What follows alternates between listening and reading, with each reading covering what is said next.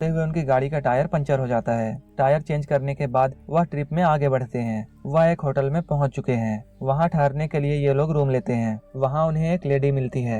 वह lady in लोगों में से एक लड़की को कहती है, मैं तुम्हें एक बात बताना चाहती हूँ, तुम सिर्फ माउंटेन तक जाना, माउंटेन के पार कभी मत जाना, क्योंकि वहाँ पर खतरा है। वह बताती है कि आज तक जो भी कोई वहाँ गया है वापस लौटकर नहीं आया है। इस पर वह लड़की बोलती है, हम वैसा ही करेंगे, माउंटेन के पार नहीं जाएंगे। रात गुजारने के बाद दूसरे दिन ये लोग एक बार में जाते हैं। जब ये लोग एंजॉय कर रहे होते हैं तब एक बूढ़ा आदमी इन लोगों के पास आता है और इन लोगों से कहता है, तुम लोग शोर मत मचाओ। इस पर जेन बोलती है, तुम्हें हमारे साथ इस तरह से बदतमीजी से बात नहीं करना चाहिए। इस पर वह बूढ़ा आदमी गुस्सा होता है और वहाँ से चला जाता है। पार्टी करने के बाद ये लोग बाहर आते हैं। बाहर आते ही ये लोग देखते हैं उनकी गाड़ी के पास एक आदमी खड़ा है। उस आदमी को वहाँ पर खड़ा देख एडम उस पर चिल्लाता है, लेकिन वह आदमी वहाँ से नहीं हटता है। ये लोग उस आदमी की तरफ एक वाइन की बोतल फेंकते हैं। इसके बाद वह आदमी वहाँ से चला जाता है। दूसरे दिन जब जेन मॉर्निंग वॉक के लिए निकलती है तब वह एक लेडी को देखती है जो कि कुछ बेचने के लिए वहाँ आई थी। जेन इस लेडी से कुछ सामान खरीदती है।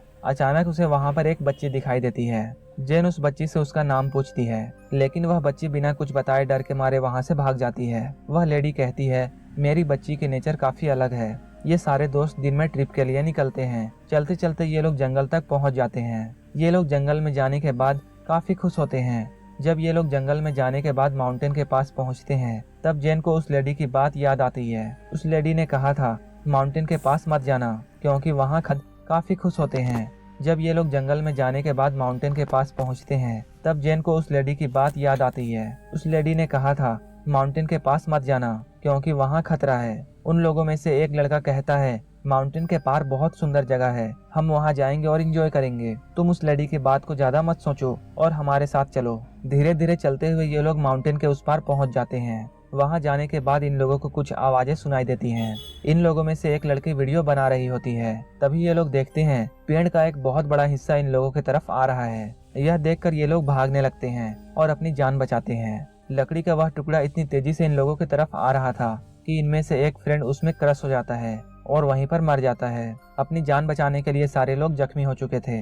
जब ये सभी लोग वहां उठते हैं तब ये देखते हैं कि उनका एक फ्रेंड वहां नहीं है और ये लोग उस फ्रेंड को देखने जाते हैं। जब ये लोग अपने दोस्त के पास पहुंचते हैं तब ये देखते हैं उसकी हालत काफी ज्यादा खराब हो चुकी है और उसका चेहरा अब देखने लायक भी नहीं है। ये सारे लोग यह देखकर डर जाते हैं। तब ये लोग डिसाइड करते हैं इन लोगों को यहाँ से जल्दी से चले जाना चाहिए।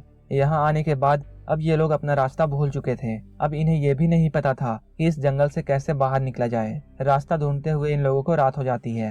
रात गुजारने के लिए ये लोग एक जगह पर टेंट लगाने की सोचते हैं। ये लोग आपस में ही लड़ने लगते हैं कि यहाँ पर टेंट लगाना सही नहीं है। अगर हम यहाँ पर टेंट लगाते हैं तो कोई भी जंगली जानवर आकर हमें खा सकता है। लेकिन रात के समय आगे बढ़ना भी ठीक नहीं था। आखिरकार ये लोग टेंट लगाने के लिए यहाँ पर राजी हो जाते हैं। टेंट लगाने के बाद ये लोग आराम करने लगते हैं। आधी रात को जेन की नींद खुलती है।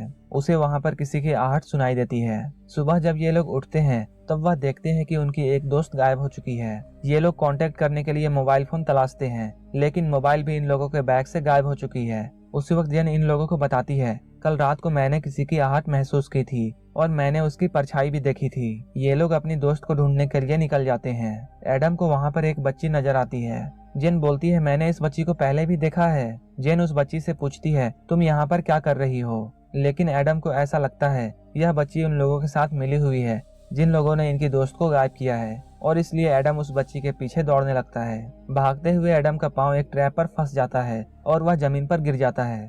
एडम का पाँव जिस ट्रैप में फंसा था उसमें एक चैन बंधी थी और वो चैन एडम को घसीटने लगती है। वह चैन एडम को घसीटते हुए अंडरग्राउंड शेल्टर में पहुंचा देती है और वो अंदर जाकर गायब हो जाता है। उसके दोस्त एडम को नहीं देख पा रहे थे। ये लोग यह सब देखकर काफी ज्यादा घबरा जाते हैं और ये लोग फैसला करते हैं ये लोग अंदर नहीं जाएंगे, क्योंकि इन्हें लगता है अगर ये लोग अंदर जाएंगे तो जिसने भी एडम को अंदर खींचा है वह इन लोगों को भी मार डालेगा।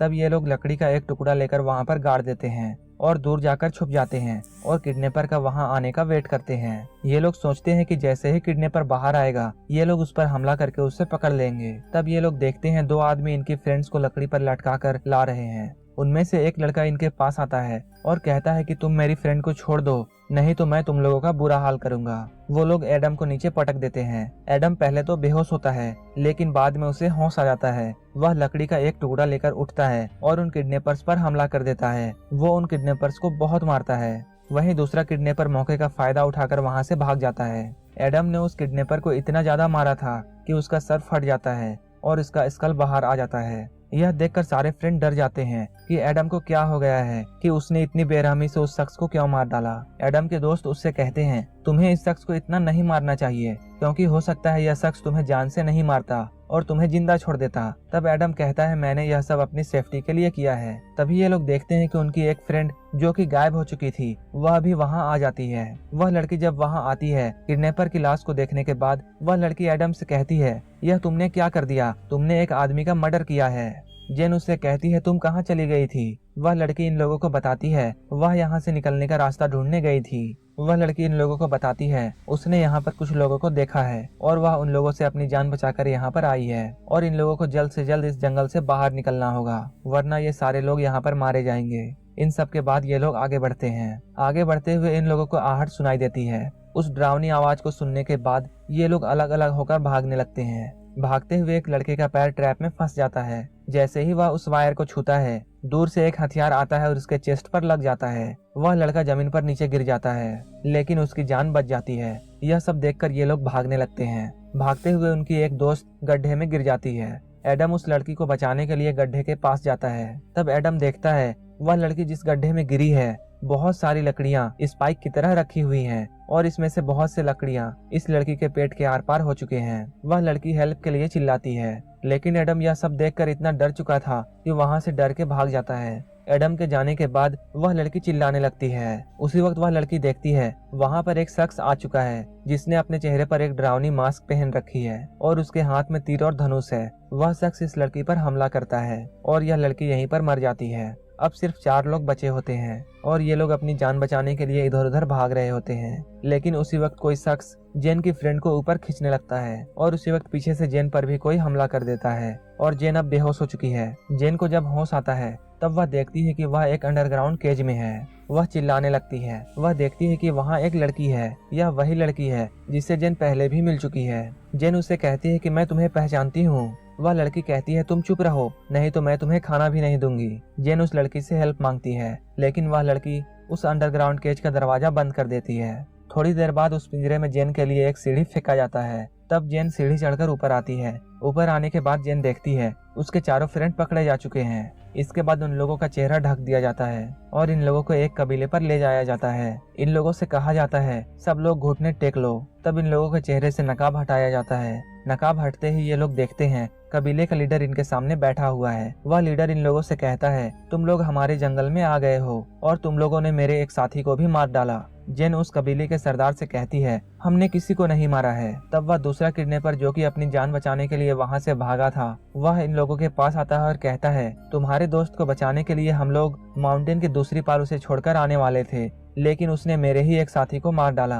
वह अपने मरे हुए साथी के डेड बॉडी को इनके पास रख देता है। उस डेड बॉडी की काफी बुरी हालत हो चुकी थी और उसमें कीड़े भी लग चुके थे। तब जेन उस कबीले के सरदार से रिक्वेस्ट करती है, हमें लगा था वह शख्स हमें मार डालेगा और इसलिए हमने अपनी सुरक्षा के लिए उस पर हमला कर दिया। हमारा उसे जान से मारने का कोई भी मकसद नहीं था, हमने अपनी जान बचाने के लिए उसे मारा था। तब कबीले का सरदार इन लोगों से कहता है, जैसा तुमने मेरे एक साथी को मारा था, बिल्कुल उसी तरह मैं भी तुम लोगों को मार डालूंगा। वह लीडर एडम को एक जगह पर लेटा देता है। इस कबीले का सरदार एक लकड़ी उठाता है और एडम के सर पर वार करने लगता है। वह एडम के सर पर इतना मारता है जब तक उसके सर का कीमा ना बन जाए। वह बहुत ही बुरे तरीके से एडम को मार डालता है। यह सब देखकर उसके फ्रेंड काफी ज्यादा डर जाते हैं। यह देखकर जेन का एक दोस्त अपनी जान बचाने के लिए वहां से भागने की कोशिश करता है। वह भाग ही रहा होता है, उसी वक्त इस कबीले का लीडर उसके तरफ एक चाकू फेंकता है और वो चाकू सीधा जाकर उस लड़के को लग जाता है और वह लड़का वहीं पर जमीन में गिर जाता है। इसके बाद वह लड़के को पकड़ लेता है और एक रॉड को गर्म करता है। गर्म करने के बाद उस रॉड से उस लड़के की दोनों आंखों को फोड़ देता है। उस लड़के के दोनों आंखों को फोड़ने के बाद उसके आंखों में बड़े बड़े गड्ढे हो जाते हैं। इसके बाद जेन से कहा जाता है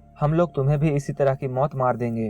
जेन इन लोगों से कहती है तुम हमें मत मारो, तुम जो कहोगे हम मानेंगे, तुम जैसा चाहोगे हम करेंगे। जेन की बातों को सुनने के बाद वहाँ का लीडर जेन से कहता है हम तुम्हारे दोस्तों को अपनी गुलामी के लिए रख लेंगे, लेकिन तुम मेरे लिए क्या करोगी। इस पर जेन कहती है तुम जो चाहोगे मेरे साथ कर सकते हो और तुम जैसा चाहोगे मैं वैसा ही करूंगी, लेकिन तुम हमें मत मारो।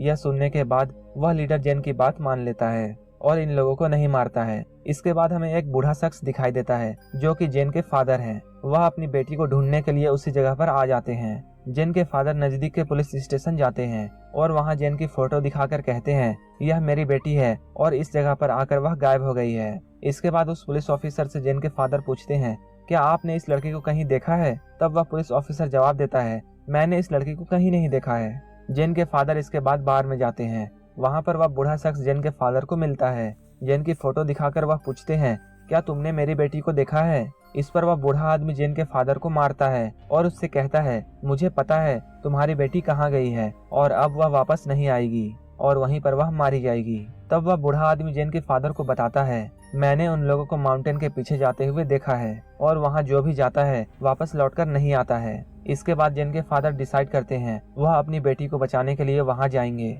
उनके साथ और भी 2 लोग होते हैं। ये तीनों जेन को बचाने के लिए निकल जाते हैं। जब ये लोग जंगल क्रॉस कर रहे होते हैं इन लोगों को एक ट्रैप दिखाई देता है। ये लोग उस ट्रैप से बचते हुए आगे बढ़ते हैं, लेकिन उसी वक्त एक और ट्रैप में ये फंस जाते हैं और एक बड़ा सा पेड़ का टुकड़ा इन लोगों पर गिर जाता है। जेन के फादर किसी तरह बच जाते हैं, लेकिन वो दोनों आदमी मारे जाते हैं। जेन के फादर जेन को ढूंढने के लिए जंगल में भटक रहे होते हैं, लेकिन कबीले के लोग जेन के फादर को भी पकड़ लेते हैं और उन्हें भी अपने सरदार के सामने ले आते हैं। जेन के फादर को जब होश आता है तब वह देखते हैं उनके सामने उनकी बेटी खड़ी है, लेकिन जेन अपने फादर को पहचानने से इनकार कर देती है। तब कबीले का सरदार जेन के फादर से कहता है यह तुम्हारी बेटी नहीं है, अब ये मेरी वाइफ बन चुकी है। इसके बाद जेन के फादर को एक पिंजरे में ले जाकर बंद कर दिया जाता है। रात को जब सभी लोग सो रहे होते हैं तब जेन अपने फादर के पास आती है और अपने फादर को कहती है बिल्कुल चुप रहना, हम लोग कुछ देर के बाद यहाँ से निकलेंगे। और जेन अपने फादर से कहती है मैंने आपको पहचानने से इसलिए इनकार किया क्योंकि अगर मैं आपको पहचान लेती तो ये लोग आपको मार डालते।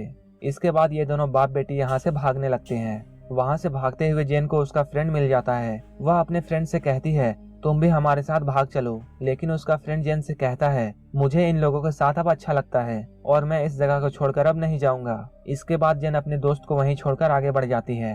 जेन और उसके फादर भाग रहे होते हैं, लेकिन इसकी खबर कबीले वालों को लग जाती है।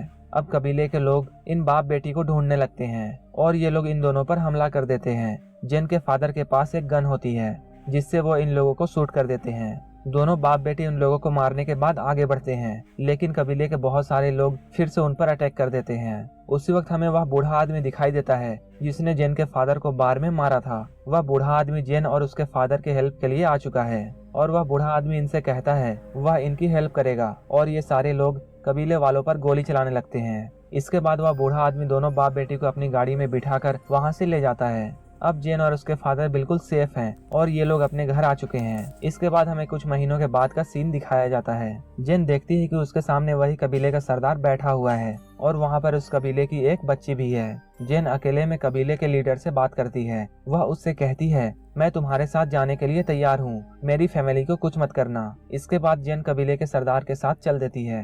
जेन इसके साथ गाड़ी में बैठकर जा रही होती है, लेकिन इनकी गाड़ी का वहीं पर एक्सीडेंट हो जाता है। जेन अचानक गाड़ी से बाहर आती है और जेन के हाथ में एक चाकू होता है। जेन चाकू से इन लोगों पर हमला कर रही होती है। जेन को हमला करता देख कबीले का लीडर वहां से जान बचाकर भागने लगता है, लेकिन जेन उसे पकड़ लेती है और कबीले के लीडर को मार डालती है। इसके बाद जेन उस बच्ची को लेकर वहां से आगे बढ़ जाती है और यह मूवी यहीं पर खत्म हो जाती है।